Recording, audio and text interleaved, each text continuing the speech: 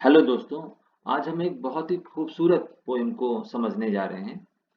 ये poem John Keats ने लिखा है और इसका टाइटल है odd on a Grecian earn, जिसे 1819 में पब्लिश किया गया था। जॉन कीट्स एक बहुत ही खूबसूरत पोएट, जिन्होंने बहुत ही खूबसूरती से अपनी पोएम्स को लिखा और बहुत ही कम उम्र में इस दुनिया से चले गए।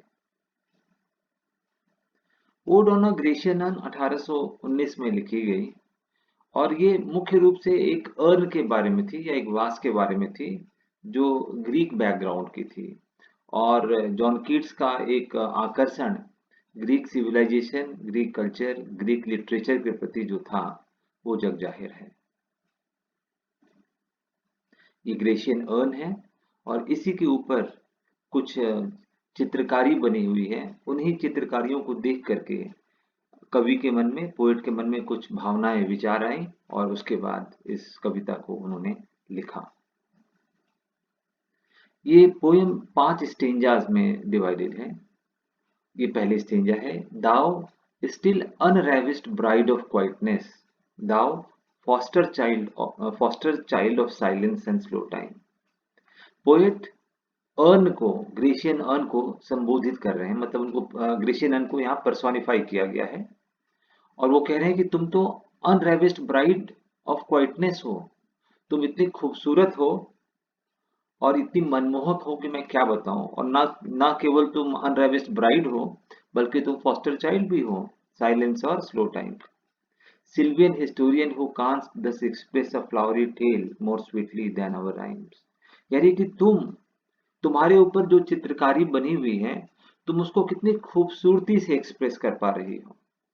जबकि हम लोग कविता लिखते हैं, लेकिन शायद हमारी कविताओं में वो धार नहीं होती जो तुम्हारी खूबसूरत चित्रकारी में है। What leaf fringed legends haunt about thy shape,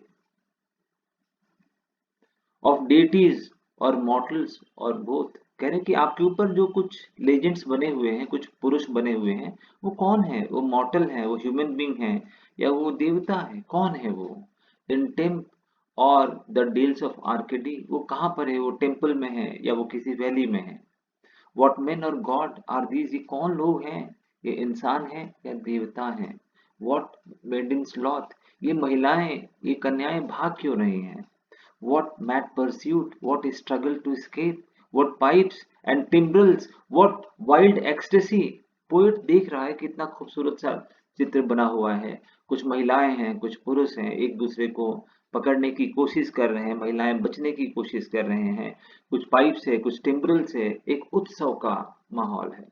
और पोएट पूछ रहा है कि क्या बात है, इतनी एक्सटेसी, इतनी इतनी खुशी क्यों है? कौन सा अवसर है? Grecian, heard melodies are sweet but those unheard are sweeter. ये बहुत ही खूबसूरत लाइनें हैं जॉन कीट्स द्वारा लिखी गई। मुख्य रूप से इसका अर्थ ये है कि कल्पना शायद यथार्थ से ज्यादा खूबसूरत होती है। जो चीजें हमारे सामने हैं वो तो खूबसूरत हैं, लेकिन जो चीजें नहीं हैं, जिन्हें हम इमेजिन करते हैं, जो हमारे संस्मरणों में है, उसकी खूबसूरती निश्चित रूप से ज्यादा है। देयरफॉर ये soft pipe play on not to the sensual ear but more endeared pipe to the spirit deities of no tone।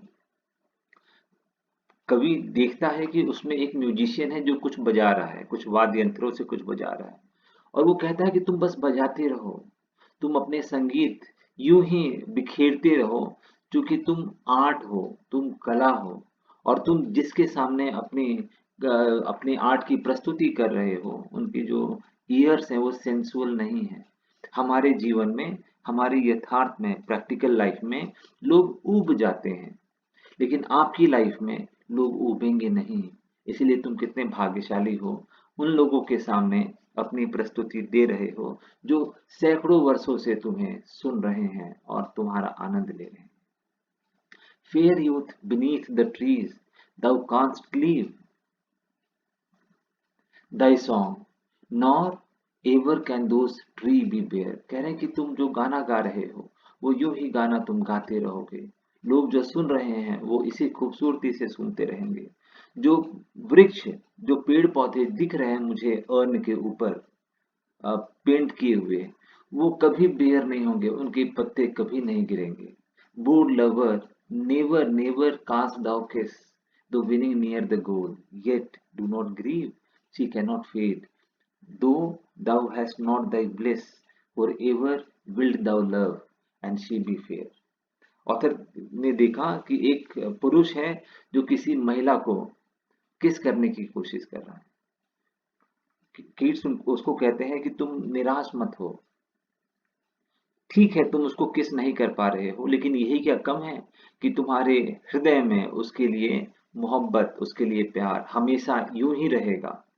वो अलग चीज है कि भले तुम उसको किस नहीं कर पा रहे हो, लेकिन तुम्हारी महबूबा वो हमेशा यूं ही खूबसूरत रहेगी, और तुम्हारे हृदय में उसके प्रति जो सम्मान है, जो मोहब्बत है, वो यूं ही रहेगी, जैसा कि हमारे जीवन में नहीं होता। हम लोग बहुत जल्दी बूढ़े हो जाते हैं और मर जाते हैं। Ah, happy, happy bough that cannot shed your leaves, nor ever bid the spring adieu।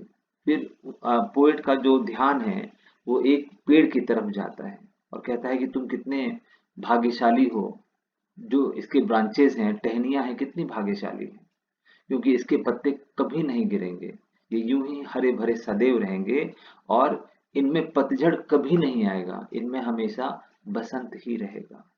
And happy melodist unweird, forever piping songs for ever new।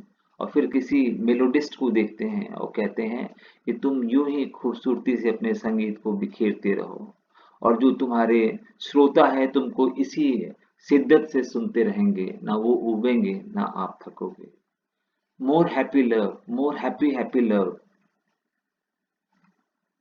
For ever warm and still to be enjoyed. कह रहे हैं कि आप लोग जो उसमें paint हैं, आपका मोहब्बत, आपका प्यार यूं ही हमेशा जवा रहेगा, उसकी इंटेंसिटी यूं ही इंटैक्ट रहेंगी, वो कभी भी शिथिल नहीं होंगी, कभी भी पुरानी नहीं पड़ेंगी। For ever painting for and for ever new, उसमें हमेशा एक शिद्दत रहेगा, उसमें हमेशा एक खूबसूरती रहेगी, वो हमेशा नौजवान रहेगा। All breathing human passions far above, that leaves a heart high sorrowful and cloyed, a burning forehead and a parching tongue। जहाँ तक हमारे जीवन का प्रश्न है, हम लोग चाहे जितने भी खुश नसीब क्यों ना हो, चाहे जितने भी मोहब्बत में क्यों ना हो, बहुत जल्दी हम ऊब जाते हैं, थक जाते हैं, और उसके बाद बहुत सारी समस्याएं हमारे जीवन में आ जाती है।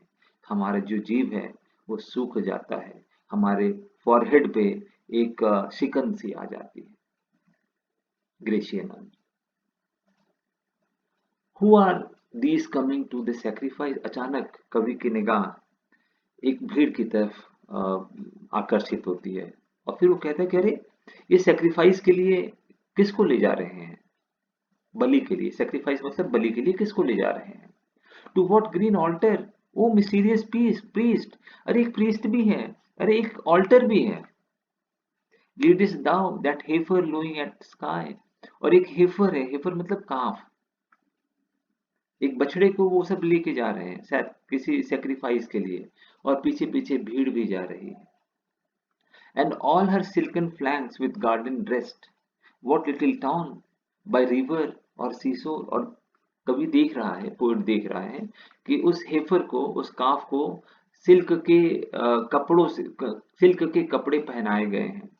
और फिर दूसरी तरफ जब पोएट की निगाह पड़ती है तो देखता है कि एक छोटा सा कोई टाउन है जो किसी रिवर के किनारे या किसी सीशोर के पास स्थित है।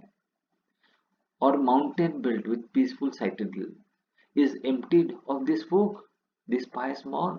और पोएट कह रहा है कि अरे ये पूरा टाउन ही खाली है, ऐसा लग रहा है जैसा आज कोई पायस सुबह है, आज कोई पवित्र सुबह है, और शायद इस शहर के सारे लोग सेक्रीफाइस देने के लिए शायद उस टेम्पल पे गए हैं, उस हेपर को लेकर के, उस काफ को लेकर के। And little town the streets for evermore will be silent, and not a soul to tell why thou art desolate can ever return. और पोएट कह रहा है उस स्ट्रीट को, उस टाउन को, कि यहाँ तो शायद कोई बताने वाला भी नहीं है कि आखिर क्या बात है कि यहाँ कोई दिख नहीं रहा। क्या कोई बता पाएगा कि जो लोग यहाँ से चले गए वो वापस कब आएंगे और किस वजह से वो लोग यहाँ नहीं है। Grecian earth, O Attic shape, fair attitude with breed of marble men and maidens overwrought। Author कह रहे हैं कि वो एटिक से, एटिक मतलब ग्रीक, फेयर एटीट्यूड शायद इसलिए कि वो जो एटिक शेप है, वो जो ग्रेशियन है वो मार्बल से बना हुआ है, इसलिए वो ठंडा है। वो Attic shape, fair attitude with brede of marble men and maidens overwrought, जिसके ऊपर पे, जिसके सरफेस पे चित्रकारी बनी हुई है मेंस के और मेडन्स के, पुरुषों के और महिलाओं के। With forest branches and the trodden weed, उसमें ब्रांचेस भी हैं, उसमें वीड्स भी हैं। Thou silent form dost tease us out of thought as doth eternity cold pastoral। Poet कह रहा है कि ऐसा लग रहा है जैसा ग्रेशियन हम सब लोगों को टीज कर रहा है कि वो परमानेंट है, वो इटर्नल है, और हम लोग इटर्नल नहीं हैं। हम लोग मॉर्टल हैं, हम लोग टेम्पोरल हैं, हम लोग क्षणिक हैं। कुछ वर्षों बाद शायद हम में से कोई नहीं रहेगा, लेकिन ये एटिक शेप, ये ग्रेशियन शायद हमेशा ऐसा ही खूबसूरत और मनमोहक बना रहेगा। When old age shall this generation waste, thou shall remain in the midst of other। जब ये हमारा पूरा का पूरा जनरेशन समाप्त हो जाएगा, ग्रेशियन तब भी तुम रहोगे। Then earth a friend to man, to whom thou sayest, beauty is truth, truth beauty। That is all ye know on earth and all ye need to know। Poet कह रहे हैं कि जब हमारी सारी जनरेशन समाप्त हो जाएगी, तब भी तुम रहोगे और तुम लोगों को यही संदेश दोगे कि beauty is truth, truth beauty, सत्यम शिवम सुंदरम का संदेश तुम हमेशा देते रहोगे। तुम ये संदेश दोगे कि जो खूबसूरत है वही सत्य है, और सत्य हमेशा खूबसूरत है, और लोगों को केवल यही जानने की आवश्यकता है, इसके अतिरिक्त किसी और चीज को जानने की लोगों को आवश्यकता ही नहीं। ग्रेशियन।